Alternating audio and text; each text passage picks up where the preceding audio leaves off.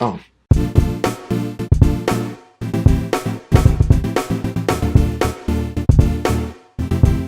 Hey friends, TechUDad here, and today we're going to talk about 3 different ways to invoke or execute your JavaScript functions. So without further ado, let's get started. Over here on the left I've got an HTML file. On the right I have a JavaScript file. So let's get a function written first so that we have something to call. I'm going to make a function and call it addition. We're going to add some numbers together. We'll set a variable to result. We'll just make it simply 5 plus 3.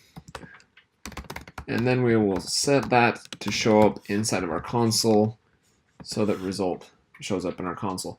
At this point, the addition function is not being called. If we run our code right now, nothing's going to happen. A really old school way of doing this execution from the HTML would be putting onload method inside of the body tag. So I say onload, I add the addition method from my JavaScript into here, and because these two are connected, they are ready to roll. So we save that, we hit refresh, and we have an 8. That's getting right to our console. Another way of doing it, a better way of doing it, is removing the onload and calling addition from right here in our JavaScript. JavaScript executes top to bottom, sees the method call, calls our function, and fires. All we have to do, refresh, still works. Same call. This is cleaner code.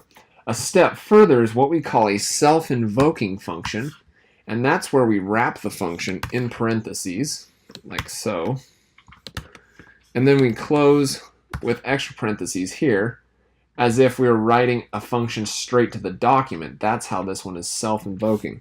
We save that one, we hit refresh, and our 8 still shows up.